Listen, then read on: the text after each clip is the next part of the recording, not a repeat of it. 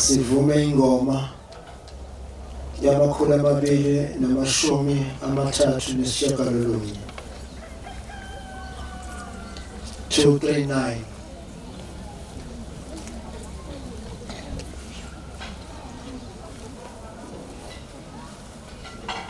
Inkosi ibusise ukuphakama kwabangcwele.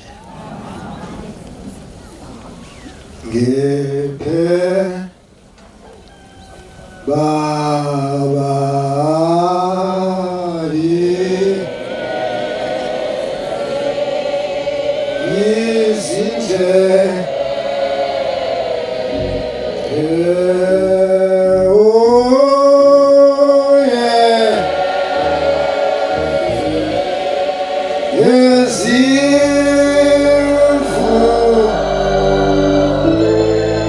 Zimvule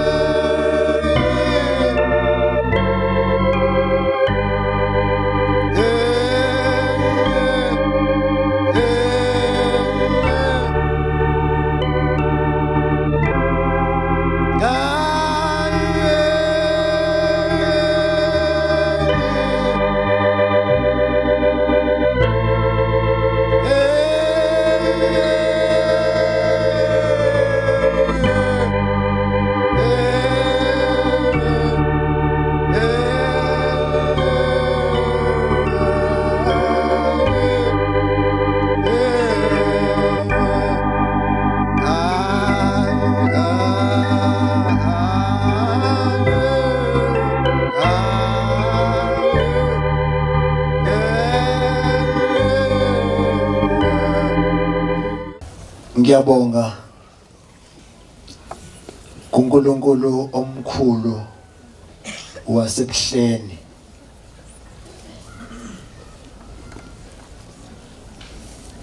ngibongela nabantwana bonyazi intethelelo eyingcwele ukuba namhlanje isibuthe kulomuzi wasesenzweni ngomsebenzi omkhulu wothando lenkosi enkulu yasebuhleni uNyazi bezulu. Nami ngiyagcizelela ezwini lasekuseni ukuthi bangcwele ningasuki othandweni likaShembe. Akekho umuntu okufanele asitshele ngothando kodwa siyozwa osesihlalweni mayithi sekwanele engakasho asikwazi ukuguqula ngoba sithi masiphambi kwakhe sibone ubuso buhle siselinda ayikho enye into engiyibonile ebuzini lenkosi yamaNazaretha. Ngibone ismile kwaze kwafika ekugcineni. Ngagcina futhi ngibona ukuthi labafana bakhe uyabajabulela. Mayike wasukuma nje wangqasha phambi kwakhe bese sibona ibuzi lidedeleka. Okwethu ukuba supporter. Njengoba namhlanje sizo support abantwana bethu besimemile enkonzweni yothando. Ukuba namhlanje suliqale sulinqobe sibezwe bejabula bethu umsebenzi besimcelele wona esenzweni usuphumelele. Mkhandlo oyingcwele ngizoba mfushane ngoba ukukhuluma okukhulu namhlanje okwe wallet okwe purse okwefela umndini okwamanje ngisaphatha uwallet kuze isikhathi la ngizophatha khona ufela umntweni lapho sengikhohlwa ukuthi isikhwama bengisibeke phi kungcono sihlale eqolo nango sahlangothini leni bosisi siyeza isikhathi lapho ufela emntini uzombophela okhalo ngeke ngathi ngiyebuhleni ngesikhumbuzo senkosi uThingo lenkosazana bese ngijatshulelwa omunye umame masingena eTexini eThekwini eyebuhleni yabe sezichaza ukuthi mina ngunene ezwelibovu ngase ngibona nje umuntu wakithi sase sihlala futhi esithini eyodwa kanti uselahla imali kodwa kazi uma suliqala uhambo ibisehlanganiswa ngamasithi thola kathi uyabhudula la wayikhipha zonke izikhwama wazwathulela phansi kwabuye kwabuyiselwa asiqhamuka isikhwama qhamuke samaphilisi kuphela ngase ngifaka isandla ephaketheni ngase ngiyakhokha kungakafiki ku driver ngoba labafana abashayela amatekisi banolaka kuba inhlanhla muficele nomuntu othobile ngase ngikhokha ngase ngiyabona tho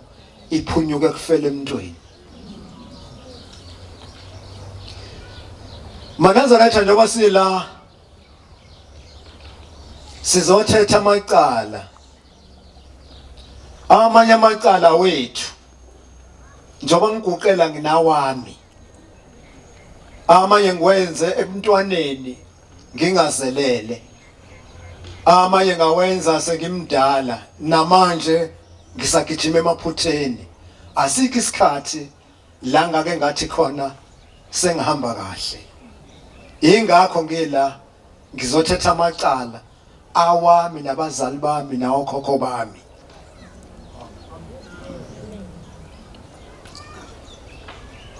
ubusisiwe umuntu ongathwele ubusisiwe umuntu ongathwele emahlombe akhe imthwalo. Umbona ngenkululeko ebandleni. Ingabi khona indawo azinciphisa kuyona ubusubona ukuthi lo muntu akathwele. Ngelinye ilanga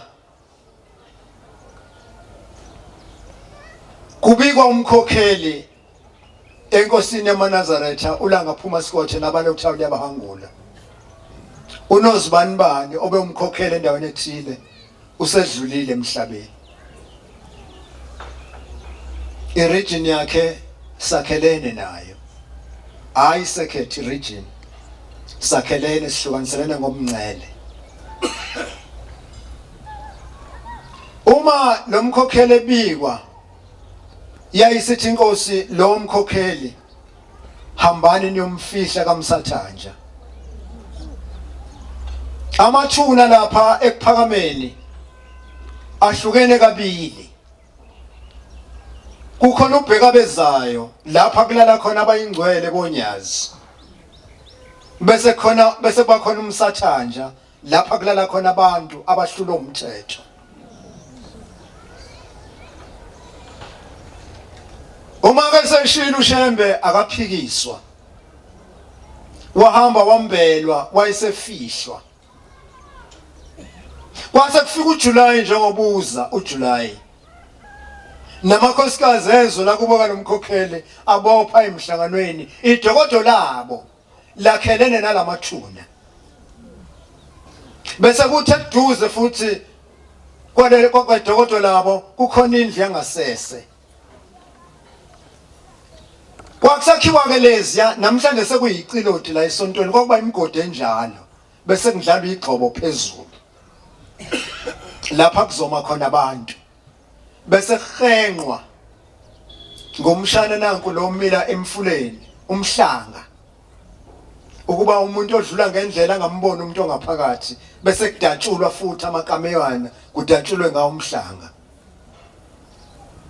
Kuthi ebusuku labo mama sebesemhlanganweni base befikelwa ukuba bayingasese kwabacila nje kanye kanye base bephuma.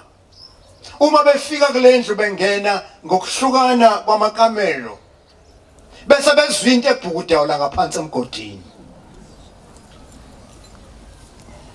Ize lento ebhukudayo mayifika kuloqala ebisithi inhliziyo lunguza. Uma elunguzi lo mkhokheli wezwe la kubo. Wadlula lo muntu olapha emgodini uma efika kulomunye umame nalo mame kufika enhlizweni yakho uthi lunguza mayilunguza umkhokheli wezwe la kubo. Ngiyabona ukuthi uNkulunkulu wayefuna ukuthi bafakazelane. Angizwa ukuthi lo mkhokheli wabuye wakhunjulwa. Angizwa lutho oluthinta indaba yakhe. Njengoba silapha amaNazaretha sihamba phezulu kwentambo kaKotini. Umuntu kome hamba phezulu kwentambo kaKotini akakwazi ukukhululeka. Uma ukhululekile usho ukuthi awuhambi phezulu kwentambo kaKotini. Silake bangcwele sizothetha amacala.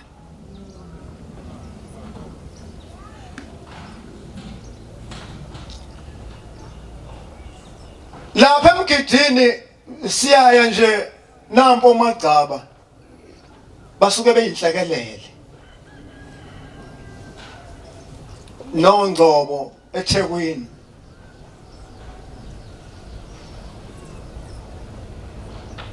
Ngokukhona ke isigcawu esasithandwa abantu kakhulu. Esasibukelwa. Kanti noSathane naye uyabukela. 221 ivesi lokugcina. Kanti noSathane uyabukela. Njengoba silapha amaNazaretha noSathane ukhona. Sathane ke uyela ahlabela amaNazaretha ukuthi imali le. amaNazaretha la sizonikela asizile imali. Futhi mase sinikelile sihlukene naye oyihlalo zethu abaziyo ngayo. Mangisukuma la nomfundisi umbonambe sisukuma nabavangeli besukuma la siye emakhaya. Asizobuza ngisho nokuthi kuqoqwe into enjani ngoba bekunikele. Ngamzwana sabuze prize kuyobe kusho ukuthi akusanikele.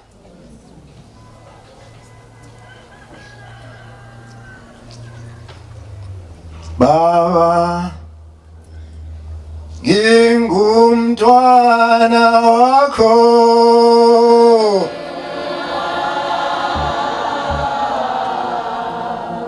noma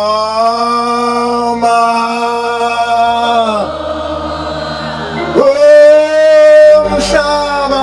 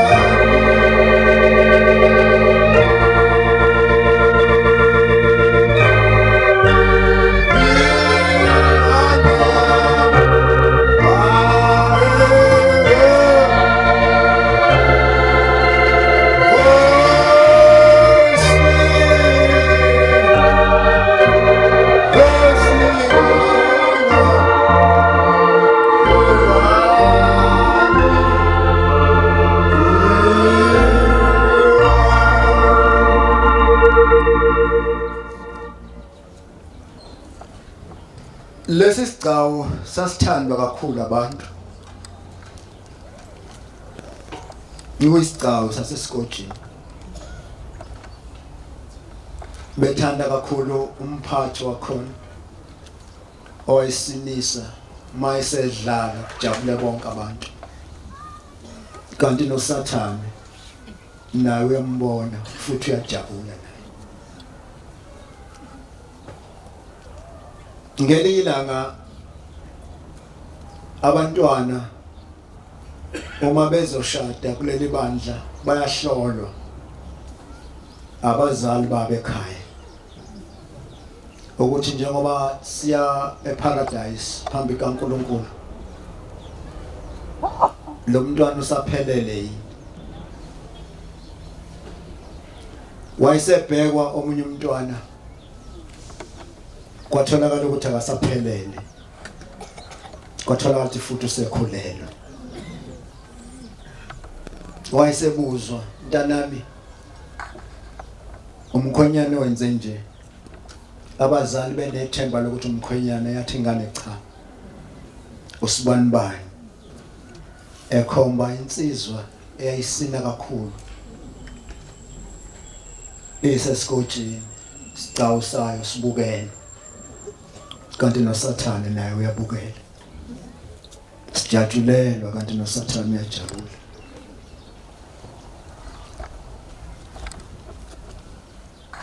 kwase kuyobikwa uNkulunkulu unoyibanibani baba uselimele yithi inkosi linyazo ubani wayese eshiya umfana wayesethambani ke ningibizele umkhwenyana lomfana nabazali ningibizele umfana onentomazane nabazali bakhe ngebhadi umzali walomfana onelengane umshumayeli ziyavama ke ingane zethu ukuba ziyicanasele ensimini kaShembe futhi singayisoli uma zisolwa silwe angazi ke noma sisuke sesingxenyeni yokubuswa kwaleli bandla ngoba umnikazi walomunye unyazi noma ngona mina kufanele ngisolwe kona ingane yami kufanele isolwe ngoba kuyona yala ekhaya eyakamdluli base bebizwa saphuma nesihlalo esikhulu sasezulwini sazothamela lolu daba base kuyashukwa lolu daba kwathi kubonakala uyise womfana owona intombazane wasukuma wathi nonke la nihlangene ngengane yami akayibambanga ngenkani khona abantu abakhuluma phambi kaShembe ngokungakhathali abakhuluma phambi kaShembe engathi bakhuluma phambi komne wabo noma kantanga yabo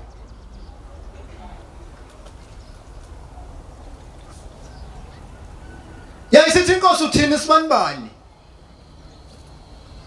wayesathi phuma la ekhaya uyobuya usuphethe imbuzi ezisikhombisa wathi kumfana wakhe phuma la ekhaya uyobuya usuphethe imbuzi ezisikhombisa uza phakathi kwalomuzi kodwa ngaphambi kokuthi ubuye uzobuyisela inkomo zalomuntu owona ingoduso yakhe uphinde nengane uyilobole wayesathi ke njengamanje njengoba isuka la ayisayi kubazali bakhe bayo hamba nayo uma ifika ekhaya ufika uyiphatha kabi yabizwa ngamagama amakhulu asesibhogweni okungabizwa ngawo umuntu oyiNazaretha noma yenzani ithitshelwe ngamazwi mhlawumbe nempama iphunyuke kulomfana mayekhona ekhaya kohamba lengane yahluleka yabuyela kubazali bayo inkosi ihlezi emgidini ibukela umgidi yayisibona lengane yayisiyiqhweba uma ifika iguqa la uthi ubaba kuyona uhlele kanjani mntanami Nkosi banibani uthi baba uthi lo mntwana ngangihlezi kabi baba ngaze ngachitheka ngabuyela kubazali bami kwakunje yasithi inkosi kulungile mntanami hlala kubazali bakho uyeza umhla kuphela basinda ngokuphephisa abahamba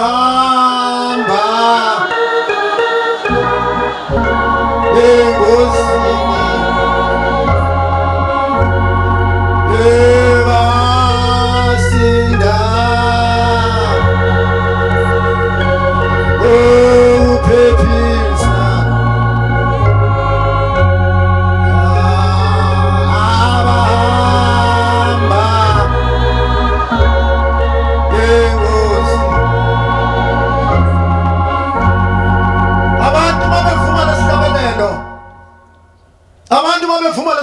bacabanga ingozi asemgaqweni bacabanga ibhamu bakhohlwa ingozi yohamba esikulona ukuthi sentanjeni kaKoti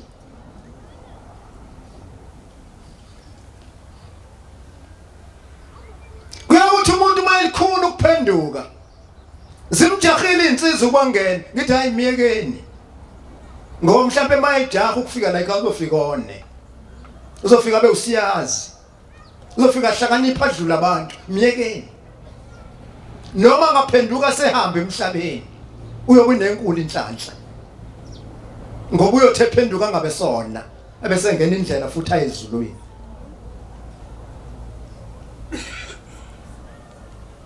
nalokho ukuguqa nabangiguqile ngisengozini nasamgidini mshumani Magcaba nje ubuya khona ngoJuly uwazi ukuthi usengozini basinda ngokuphephisa abahamba engozini baphunyuzwa kusidela balithanda elizayo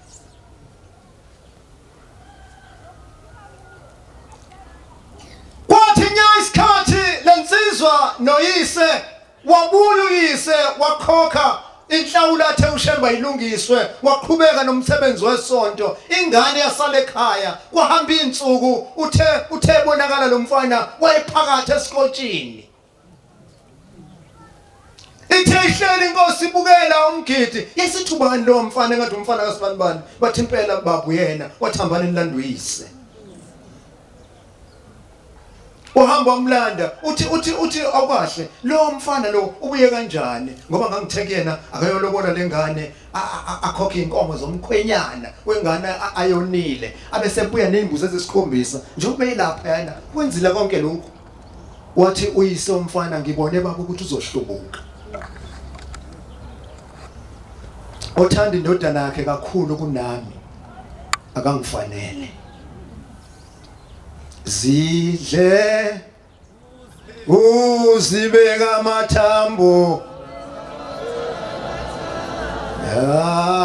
uyeza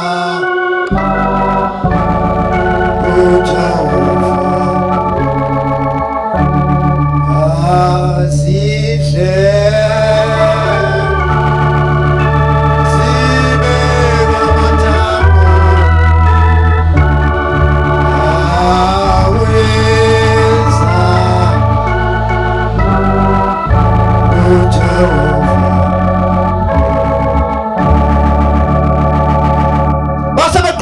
sikhathi yathi inkosi hambani ngingaphinde nginibone lapha emhlabeni nakwelizayo uphelile umuzi maNazaretha uphelile ma kuthiwa kwenze ukuthi kulomndeni ngesikhathi esithile kube ngazi khona ufika athi unjalo kushe ukunika intambende kodwa la idonsa khona ukhala ngesiphundu phansi uma kusulele ngomhlane akuyona into elulu ukuvuka ngoba kufanele uqala uphenduke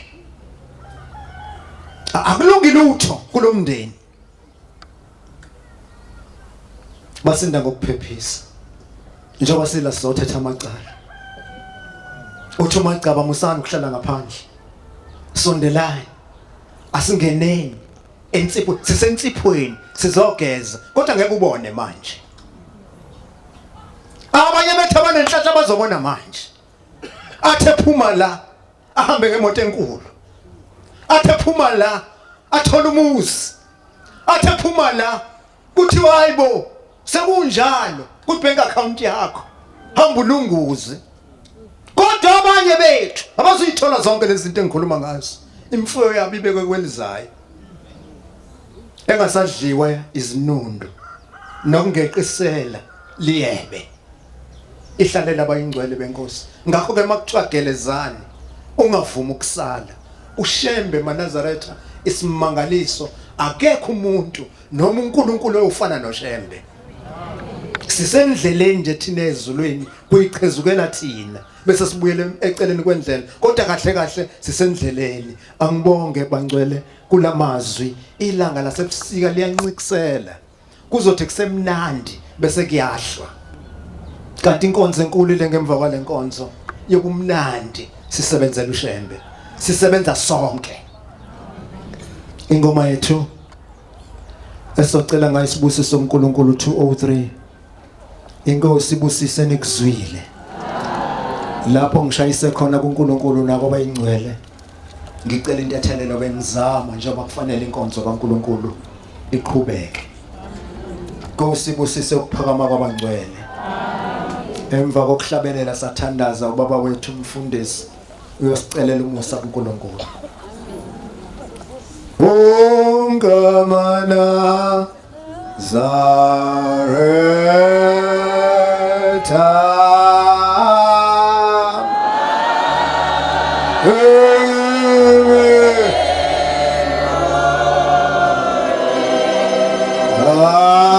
Aleluia.